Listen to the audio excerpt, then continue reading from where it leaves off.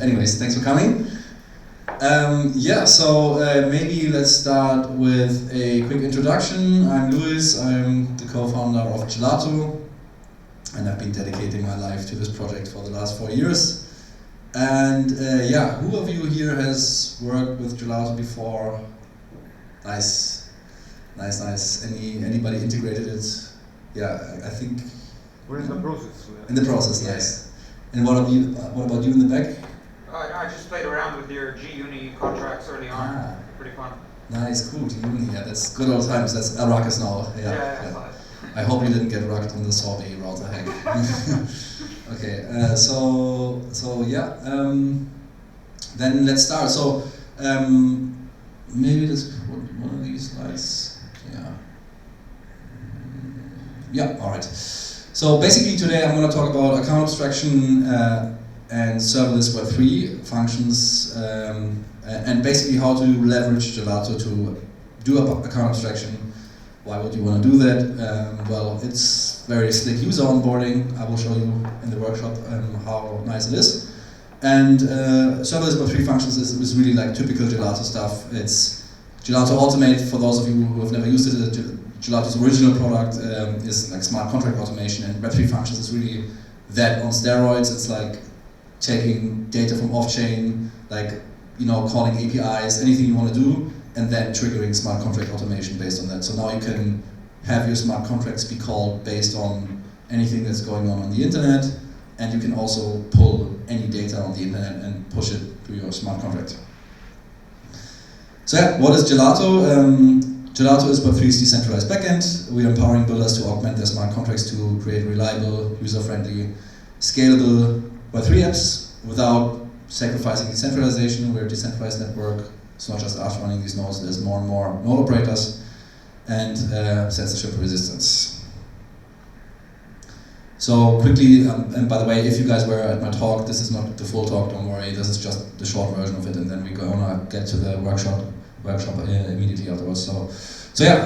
Basically you can think of, there's this sort of false belief that in Web3 smart contracts are your backend, you just need to put a front end on it. It's true to some extent, more true for some applications, less true for others, but over the long run, especially as your user base increases on, you need backend components. Because smart contracts simply cannot replace an SQL database, they cannot replace a GraphQL API, all of these things.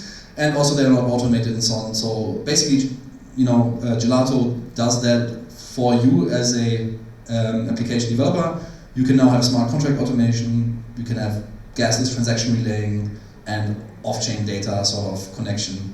And now as of recently, and all in a serverless manner. So you don't need to host anything, you don't need to run anything, you just write the code, deploy it to Gelato network, and the network runs it for you and validates it for you and all of that.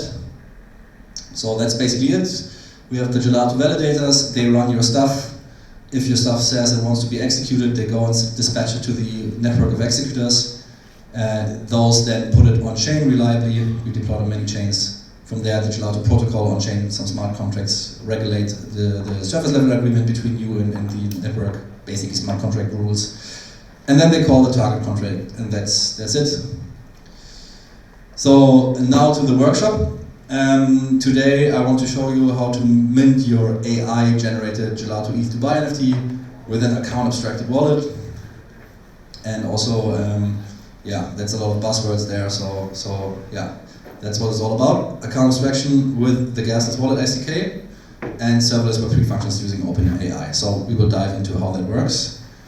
So for now, I'm not sure how I can share this link, but if you visit this webpage, what you can already do now is just go there, log in with Google or your MetaMask, just click mint, and you can then mint your NFT. That's the one I minted yesterday. And basically, I will show you actually how this works already from here, but you can do it yourself as well. So let me do a live demo here quickly.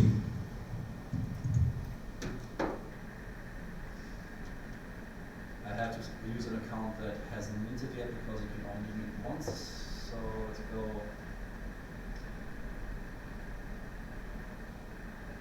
here.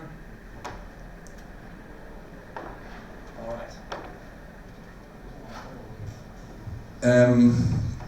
Yeah, by the way, if you want to, you can also just join our Discord, although I don't know how to send the invite link here, so yeah, but if you join the Gelato Network Discord, if you're in there, I can share these links there as well, so make sure to join those. Actually, let me quickly, I think I have a QR code somewhere, let me quickly check.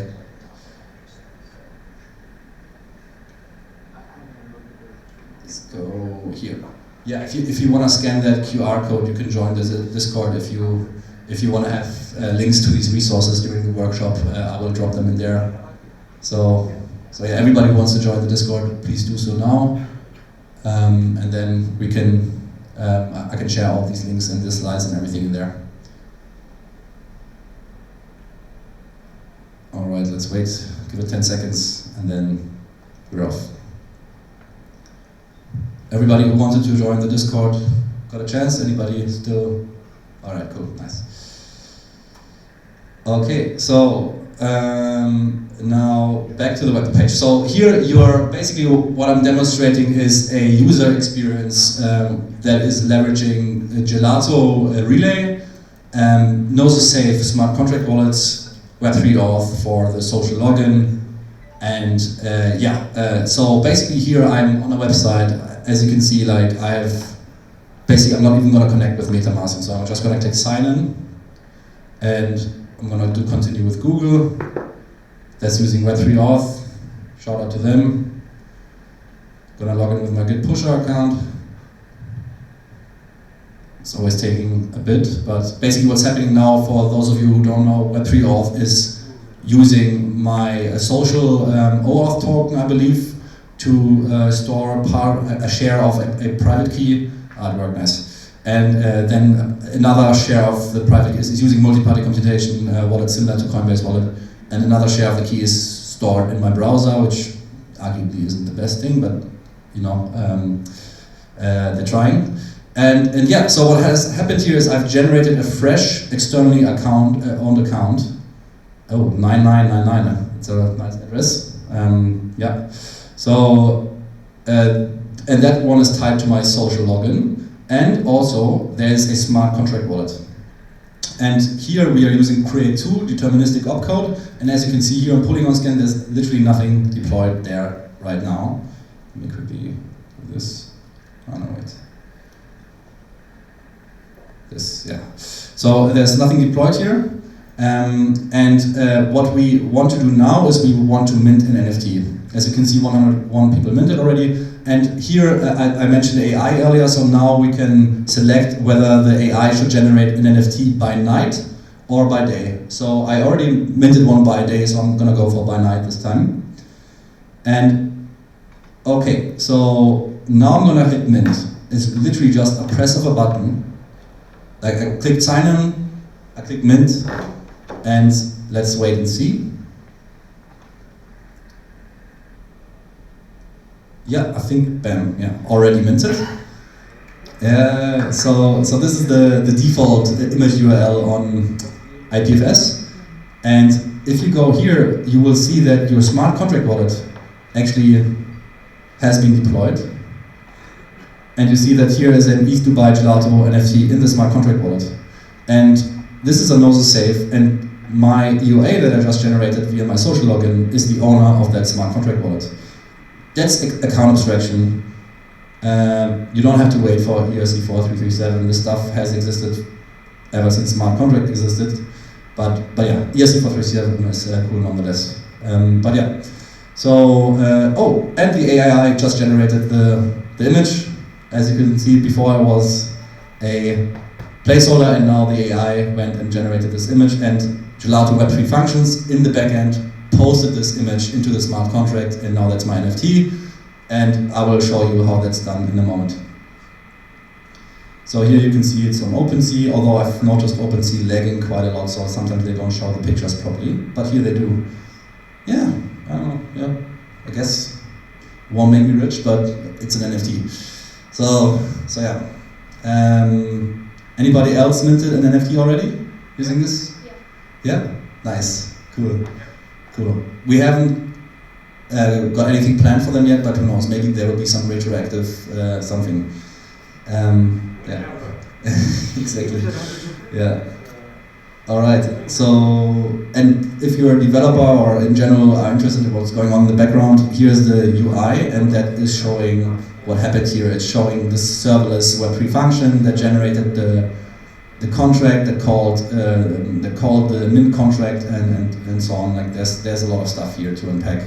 Yeah, but that's the Web3 function interface you see here. As a developer, if you were running one of these serverless functions, in this case a function that calls the Open AI API and then post the data, you can go here, and we are trying our best to make it better every day, get more stats on there, get real-time logs on there, everything you used to from Web 2, right? Like we want to bring it to Web 3.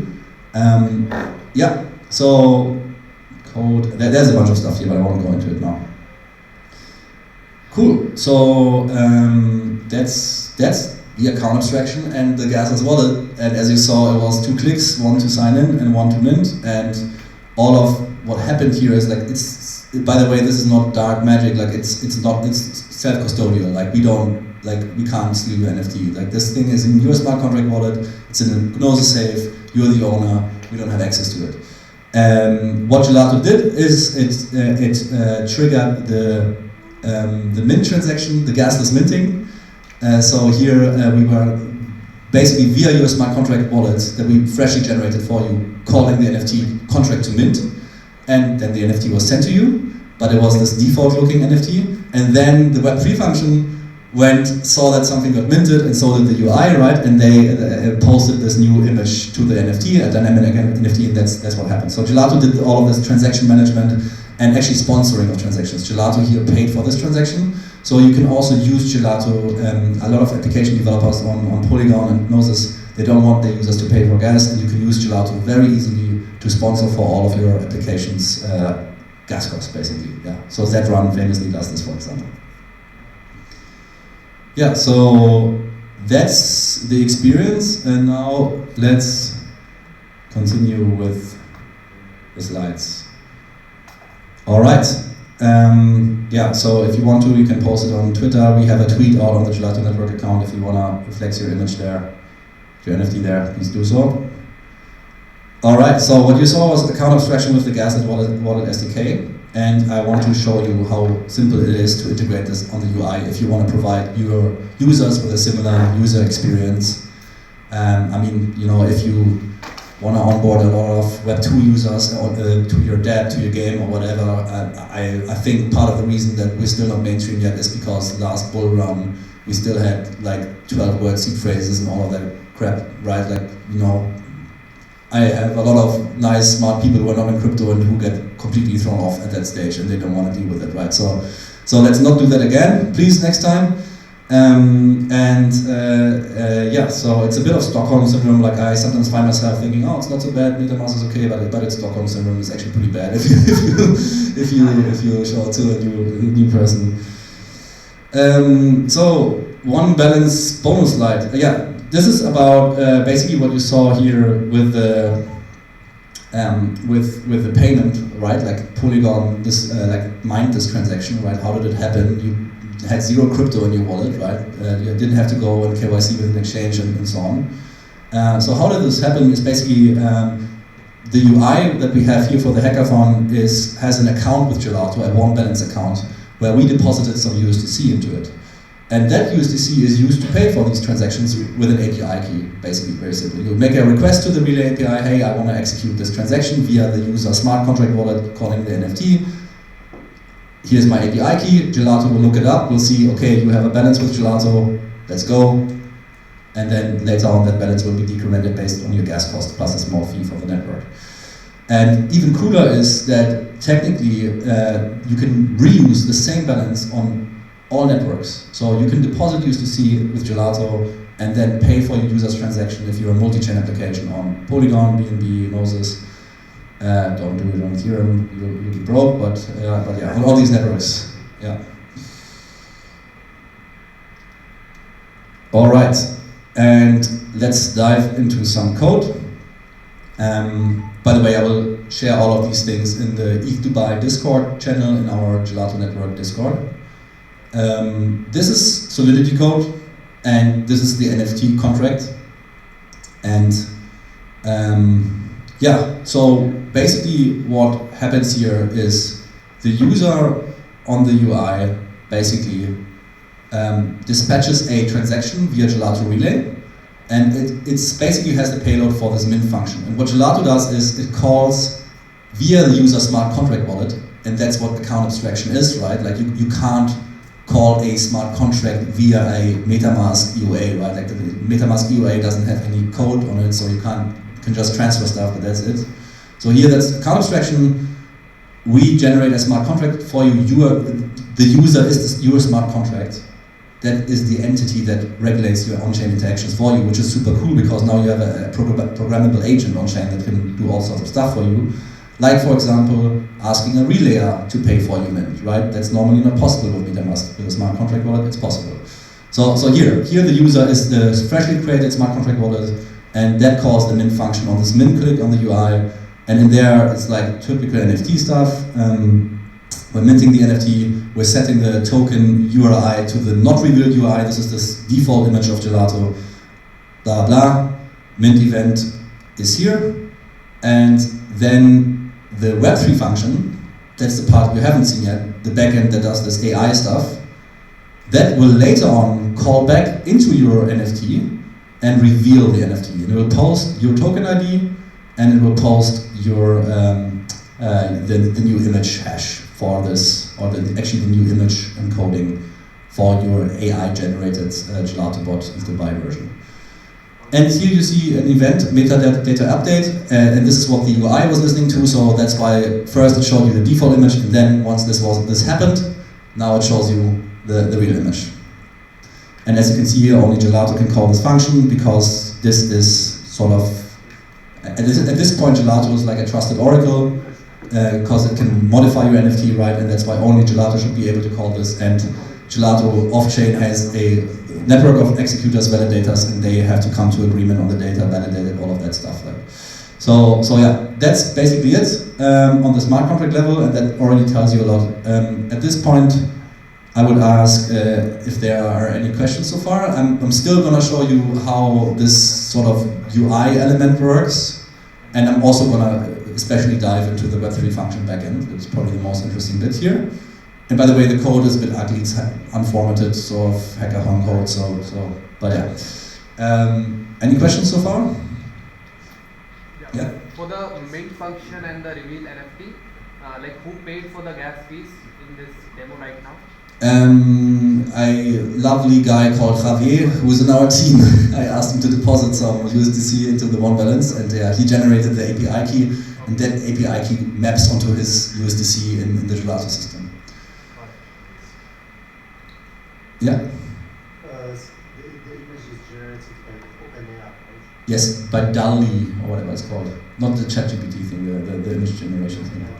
So how do the executors agree on the results? Yeah, that's a very good question. So in this example, basically, in this example we haven't configured consensus. So this is like a trusted example. But normally, for example, as a user, what we envision with Gelato is that you can create your own custom verifier logic, we call them, in the Web3 function. And then every node on the network has to run this verifier, and the output will be like, you input the data that you want to post, and the verifier output will tell you if it's correct or not, and then you sign it. And then, we do a round trip in the network, every node has to agree on it, has to reach a majority quorum, typical honest majority assumption, nothing fancy, and then if the majority passes, and you can define like what thresholds you want, then it gets accepted in the smart contract. This isn't as good of this consensus mechanism as Ethereum or something, right? But I think it doesn't have to be at this stage. It's better than nothing, and we will try and innovate more and more. I can drop another buzzword, zero knowledge proofs, is something we're investigating. Was in here, but that's we're looking into that too for computation, verification, and so on. But yeah. I got a question. So when the min function is called, who is the administrator assignment? That's the right question for account abstraction, because the whole problem before account abstraction is that if you have a MetaMask account and that account is your user in an application, all the assets in the application will be owned by that account. Now, if you want to delegate interaction with that application to someone else, doesn't work because the application will see someone else is the message sender, someone else is calling, and so they won't let that someone else modify the state of the application on your behalf. So that's why smart contract, like you can get around this with meta transactions, right? They've been around since 2018 or 17. So there you sign, but their problem is it's quite nasty because then every smart contract out there has to be written in a compatible way. It's something called ERC 2771, was pioneered by Open Zeppelin and Gas Station Network and so on. And it's actually it's cool. We support it as well, but it lacks adoption because you literally have to go to developers and ask them, hey, please change your contracts. Hey, please redeploy them, and no one likes that, right? Like, especially if you have a good project, a redeployment is a nightmare. So yeah, that's why it's a bit problematic. And now to your actual question, you don't have these issues with the smart contract wallet because they're like, this is a multi-sig wallet. The smart contract wallet can verify that the signature of the owner has approved this function call, and then it can call the app. And then now in the app, your smart contract is your user account. So all of the assets, everything stored in the app is in the name of your smart contract account, and that smart contract account lets multiple parties call it. One other thing is, what if you lose your key to the smart contract account? Well, you can add another key before, right? Like you have two in there, and then you can lose one, swap them out, so you don't have to, it's not the end of the world if you lose one of your MetaMask seed phrases or so. So that's the abstraction, right? Like we're removing basically the entity that is your on-chain representation, that's the smart contract now, from the entity that is controlling this, the keys. That's the abstraction really. Whereas in MetaMask, your keys are also your representation in the smart contract, right? So it's mixed together. Yeah. It was the same question. Okay. All right. Yeah. How the social media around right now, Google Silent is working with this smart contract. So is it like, are we storing this information somewhere? This is actually, to be honest, done by Web3 Auth.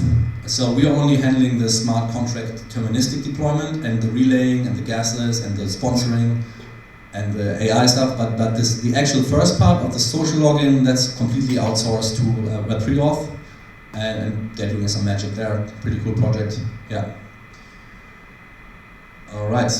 I have a question on the Gnosis safe that's actually deployed. So the app is actually paying the gas for two transactions, right? Deploying the Gnosis safe, which I'm guessing is a one-of-one controlled by the EOA that's yes. in, Correct. and then the minting itself, right? Yes. How can users reuse that deployed smart wallet somewhere else? Exactly. That's the hard question, and that's part of the reason why we're not actively adding features to this SDK, because we're still not sure if you actually want to enter this wallet game, because that's completely something that has to be solved at the interface level. And you might have heard of a project called Wallet Connect. Yep. They're basically trying to solve this issue. I think it's amazing what they do. But the reality is, I think the UX is still bad. Like you always have to copy paste the QR code and leave like your tab and so on, like a normal, first time user. Again, you would scare them. So, mobile is a bit better. Mobile is better, yeah. So I mean, one simple answer would be we would need a Wallet Connect integration, blah blah. But then you're like basically beholden to Wallet Connect. Other things are like we need to work on standardization around this, right? Like log in with Argent, maybe log in with Gnosis Safe, like OpenSea, all these dApps need to support that. Nowadays, many dApps don't even support smart contract wallets. Like you have to sign a message, the smart contract wallet cannot really do that. There's like EIPs 1271 or something for that stuff, but it's I think a long way to go. So for this use case right now, this smart wallet that was deployed is a one-time use thing that holds this NFT. Yeah. So collector's items. We can't take the NFT, but you also have a hard time taking it. Right. No. You can interact with it via Polygon scan, but you would have to encode the payload for the Gnosis Safe entry function. Is horrible. I guess if you want to do something with the NFT, because right now if you log into OpenSea, like you can't log in with the wallet, right? Like you have to actually know the URL of the NFT to see it there. But what you could do is you could go to the Gnosis Safe interface, copy paste your smart wallet address, and then load the safe, and then you have an interface. And there it will show the NFT and so on. I haven't actually tried this out, but I think this should work. But Gnosis Safe UI have to support this social login, right? In order to interact. I mean, in the full version, yes, indeed, but there is a manual version where you can visit the UI and copy paste your Gnosis Safe address and load it. Yeah. Then you don't have to. It will be like in a read-only mode. Oh damn, you're right. Yes, you're absolutely right. It's going to be read. Private key from Yeah, exactly. You can export the private key from Web3 auth.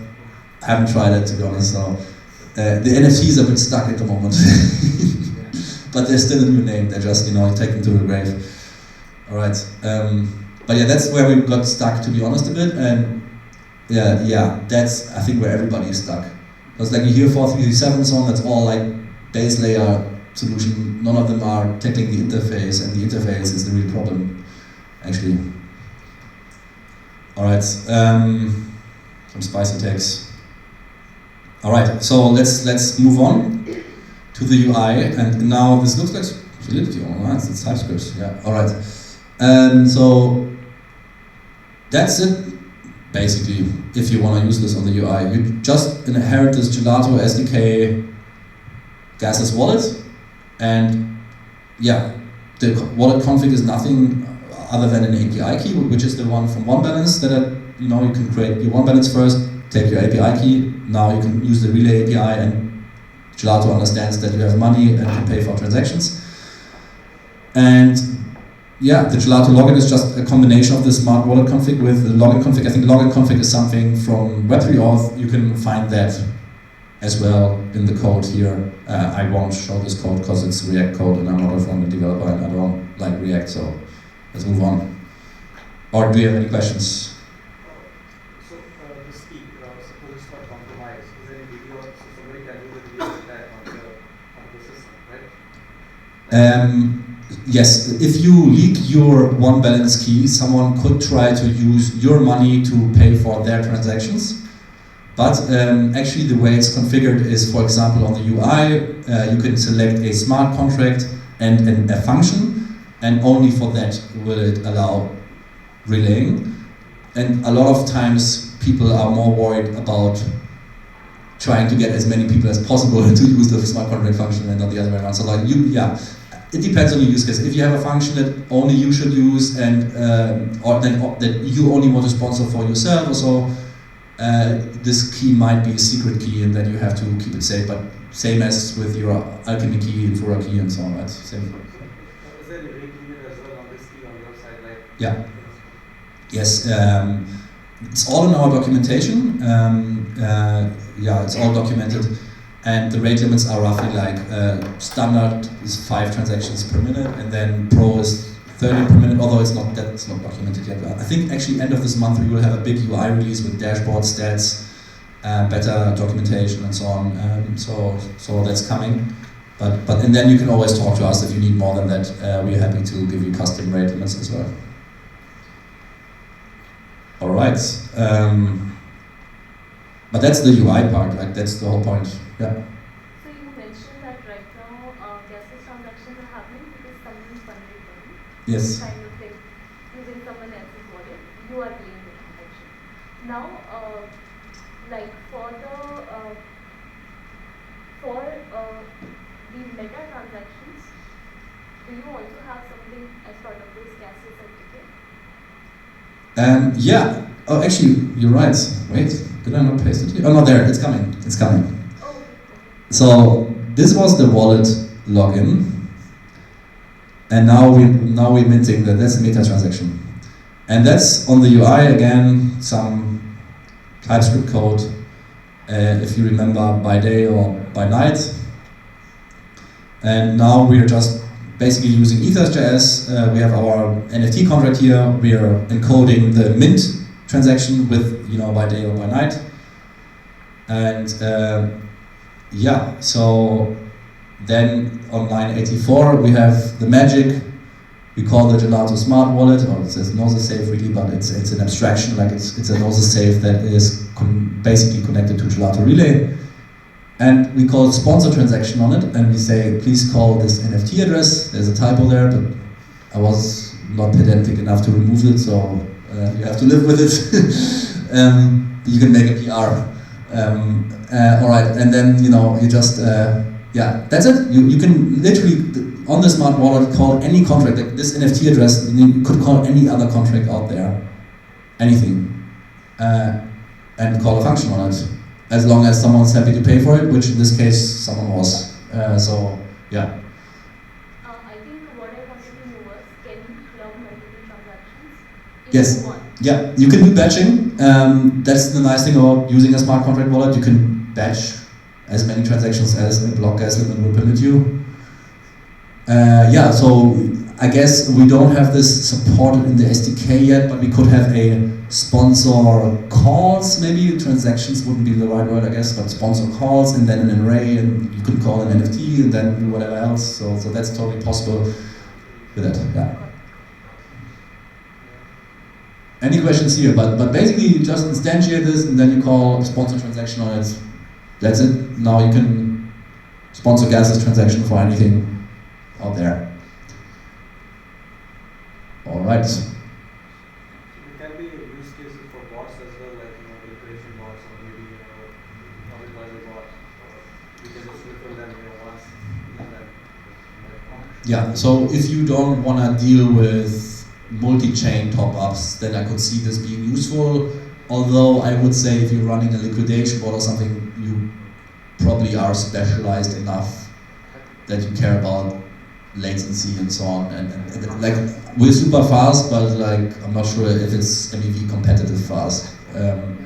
So yeah. But I think some people have used this for that. But yeah. Okay. And that's the last part of the UI here. And that's just tracking that the Web3 function dynamic NFT AI generation on the UI happened.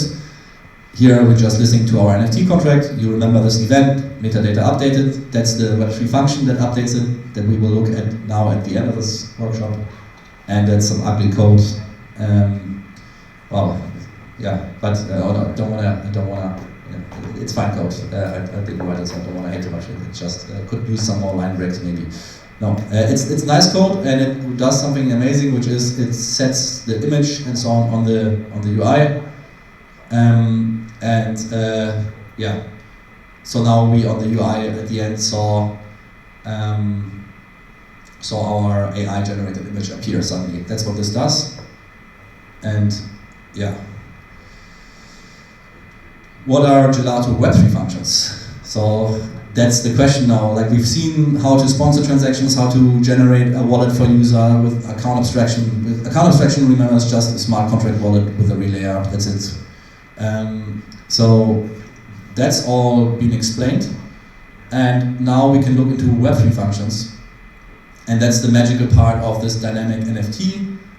And yeah, so basically how was this NFT image generated and how did it suddenly appear in our NFT? So Web3 functions are decentralized cloud functions that enable developers to connect their smart contracts to off-chain data. So here we're connecting our NFT to off-chain data from Open AI. Sure, the data is accurate. Good question earlier. In this case, it's a bit trusted. Run off-chain computation, execute transactions, in this case a polygon, send notification, index and store data. In this case, we store data on IPFS. How do Web3 functions work? Well, you simply have to write TypeScript code and you deploy this to IPFS, and then the Gelato network of nodes downloads it and runs it for you in intervals or event-driven, whatever you need. And the cool thing is your code is TypeScript, Node.js code, supports NPM packages, everything. You can literally call any Web2 API out there, get any data, compute whatever you need, and do stuff with it on chain later on. So in this case, you got your data, maybe, I don't know, some sports game result for a betting site or so, and then you publish this on chain to the Gelato protocol, which does some basic checks, and then calls your target contract. In this case, we made an HTTP call to the Open AI API for DALL-E to generate an image of a gelato bot with an ice cream in Dubai, by night in this case, or by day in another case. And then we went and once we got this data, we published it to our NFT contract, and suddenly it was there. So TypeScript runtime, that's the feature. Very cool, simple to use RPC abstractions, like you can call multiple chains, get multiple connections to multiple chains, get data from them, send transactions to them. It's all made super easy. You have access to secret environment variables, so you can actually also use API keys in there. If you have a paid account with, I don't know, Twitter or something, API, you can store these secrets in there. It can be private or public code. You have in-function state management, which is really cool because you basically get access to persistent storage, you get access to Redis, you get access to SQL databases, all of this stuff you can use, stored for you in the cloud, basically in the decentralized cloud. It's flexible pay-per-usage pricing, although we are updating like the pricing, but it's not self-serviceable that well yet, but that's all coming soon. And very scalable, and one of the cool things is, and that's like a true connection here of this Web3 and Web2 is you can actually spawn these runners from a smart contract. So you can, I don't know, have something happen on chain that you don't even trigger, like maybe some user did something somewhere and now your smart contract emits an event or changes state, and then your Web3 function backend can react to that, maybe see what's happened, maybe get some data and respond to it on chain. So use cases is dynamic NFTs, for example, as we see in this workshop, but you can also use one-edge, Paraswap, and so on APIs. A lot of Automate users we had, where by the previous version of Gelato Automate, I sort of see Web3 functions as the next step for Automate, but it's much more than that. But through the lens of Automate, a lot of users like Beefy and so on had problems a bit with Automate because Automate restricted them to on-chain data, and one-edge, Paraswap, all of these data providers live off-chain. To give you their routes. And now you can use them. You can also use other like aggregators like Li-Fi for bridging. You can get sports data API. You can talk to ChatGPT and post on Lens. We recently launched this CoreDAO thing on Lens, and that's something that I want to do there for sure. Maybe have a Lens account that's ChatGPT. And multi-chain NFT limit orders, for example. So yeah, I think we already looked at the smart contract part. That's not, we don't have to do anymore, but now we can jump into the Web3 function. So yeah, if you remember, actually quick recap, the user called the mint function, so the smart contract wallet called the mint function, and then later the Web3 function called the reveal NFT function, right? So smart contract wallet mints the NFT, Web3 function backend, your serverless backend realizes this, goes to Open AI, says I want a nice image for this NFT, gets it, pushes it via the reveal NFT function. And here set token URI is just as typical, IPFS, whatever, image encoding. The Web3 function that makes it all possible is the last thing we will have a look at today. And for that, I'm actually gonna go to GitHub. And I'm going to zoom in a little bit, maybe. Is this fine?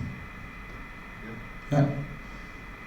I could also actually open it in VS Code if you prefer that. Did I download it? I'm not sure if I even got the repo. Everything fine with that? Everything? Okay, cool. Nice. So yeah, that's the Web3 function. As you can see, first of all, shout out to Javier and Silvan. They quickly built this for ETH to buy from remote, and they did an amazing job here. It works beautifully. Many NFTs minted already. So thanks, guys, if you're listening to this on YouTube.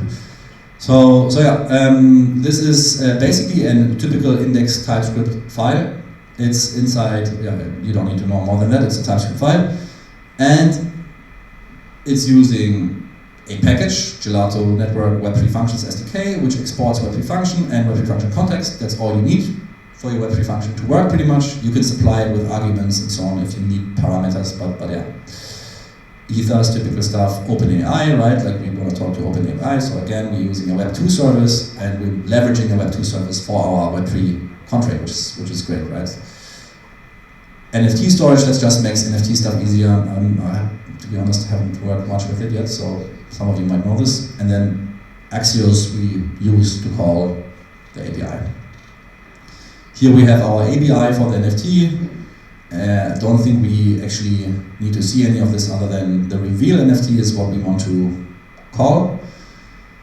And then again, this code is very unoptimized. I know the guys here already said themselves they want to optimize it later on. So there's a bunch of unoptimized stuff in here, but it's a bit hacky as well. But yeah, this is I think we can ignore this. This is just hacky stuff to understand whether the image was already revealed or not.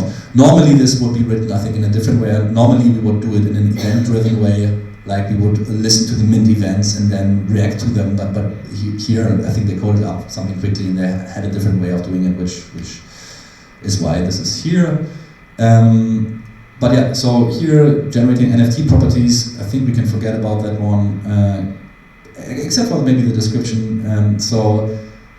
This stuff here is for OpenSea filtering, but yeah. So here we have this is night or basically this the user prompt input, right? So this is what you guys inputted. We only gave you two options to keep it simple, so that we don't have to do so much sanitization. But at night or at sunset, and then here's the prompt we give to the AI.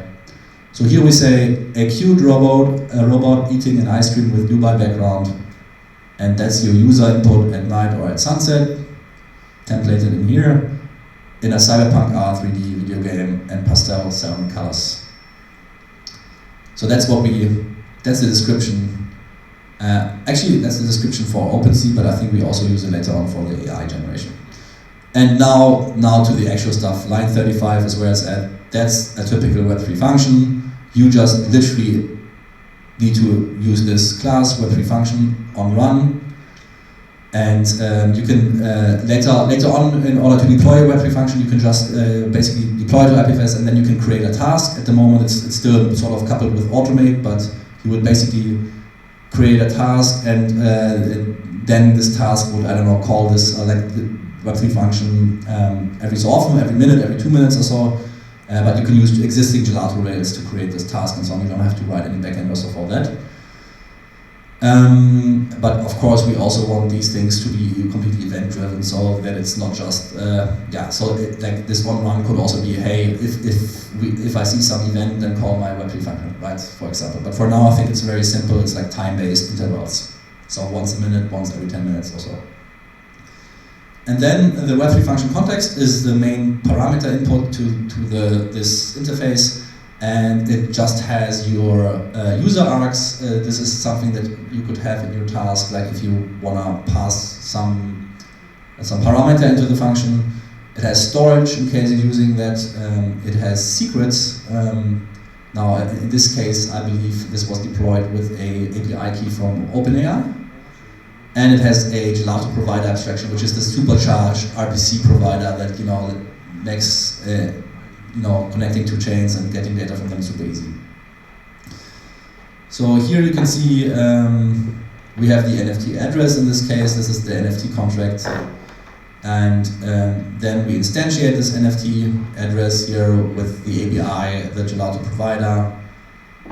And now we're using our storage, and this is what I meant earlier with it's not that event-driven, like it doesn't listen to the mint event. This would be more elegant, of course, but for the workshop we have a bit of a sort of unoptimized version where actually we just run this every minute, and every time we run we sort of get like the NFT ID that was last processed, right? So NFT IDs are counters, incremental, and this function runs, and every time if we process a new one, we sort of store where we left off, so that next time when it runs, it can see, okay, is there something new or not?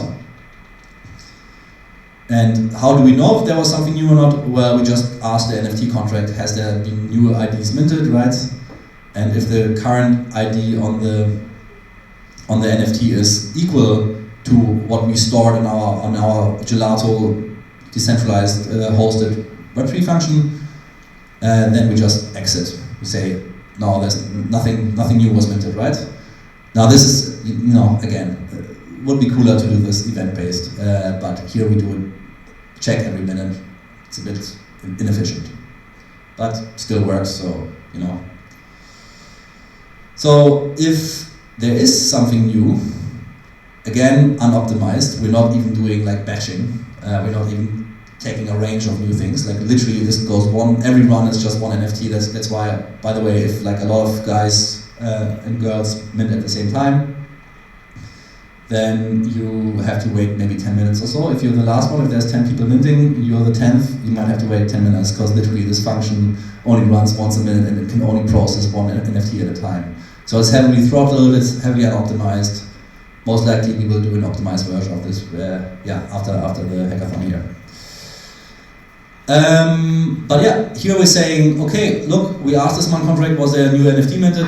We checked what our last thing NFT ID that we saw was in storage. If it was minted, we say, okay, let's take the last one we have in storage and just increment it, right? Like if we, for the last NFT we saw was number 4, then we say, okay, now let's get number 5. And we again ask our smart contract, what is the token URI for number 5? And here, that's the hacky part where it's like, okay, if the token URI is not the default one,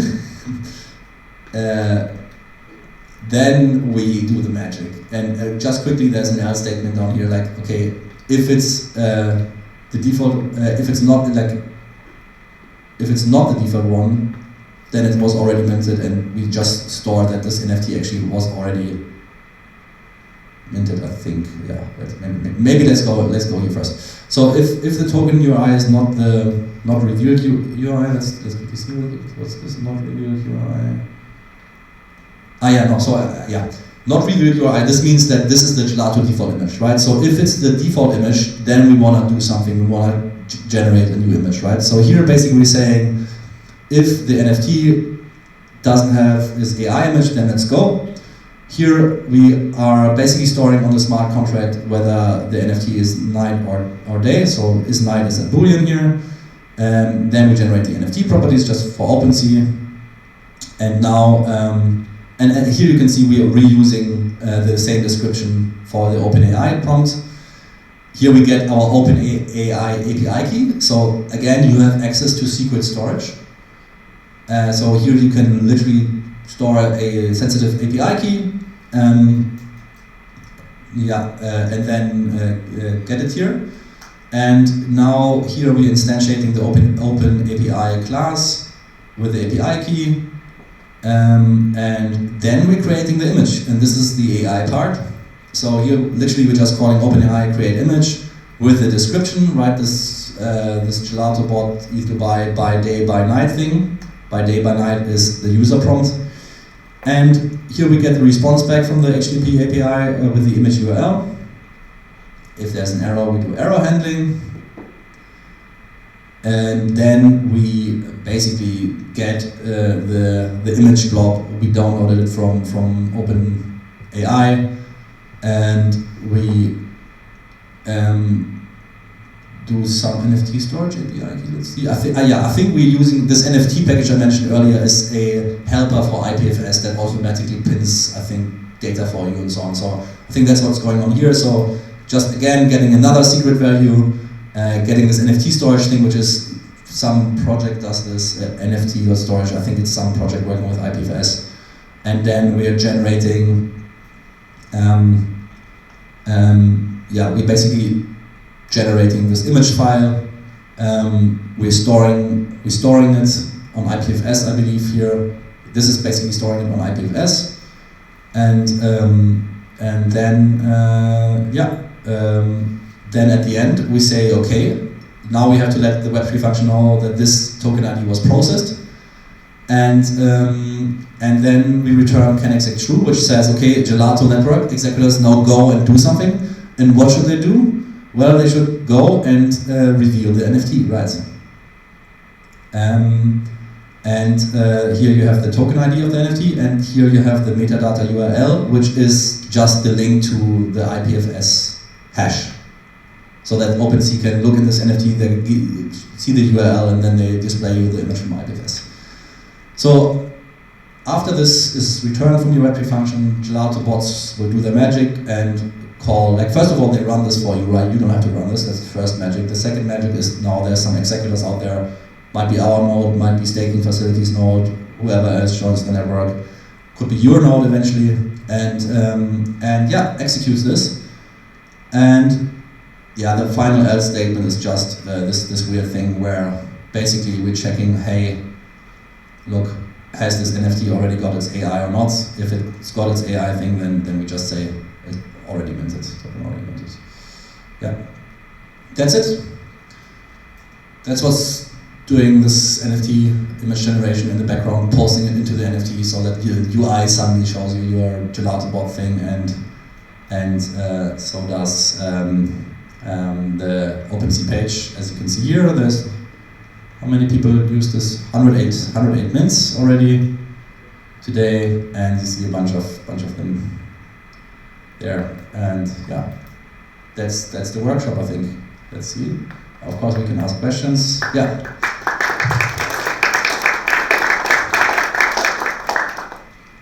In case of this Web3 functions, if there's any error, I saw that it says can execute as false. So how is this being handled? Like how the end user will be notified as a developer? I'll be notified when it's good. Yeah, very good question. Of course, we are actually there's a missing piece here. So there's a CLI that you can use to deploy your Web3 function and create a task, but there's like a really cool UI we built, and that's what I showed you earlier. If I go to the Mint page again, okay, here I'm logging in with another account that I used yesterday.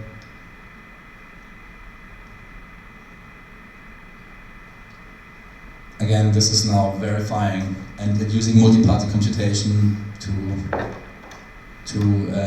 get my private key, and then our SDK will tell you what smart contract wallet maps into what private key.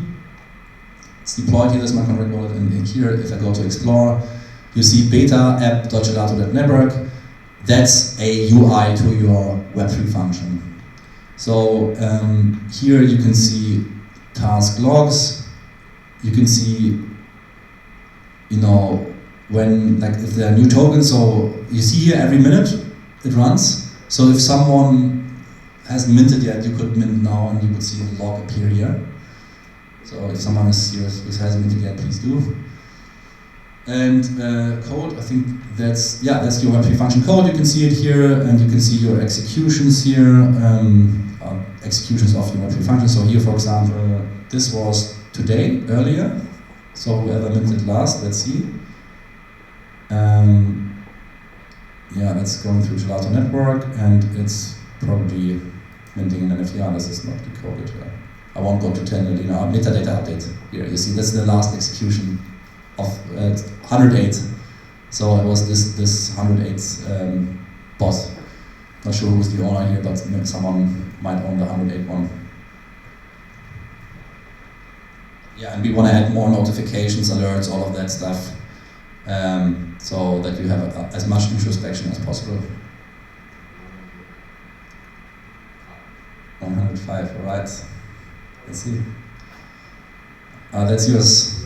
Right, yeah, nice. And look, if we go into the logs here,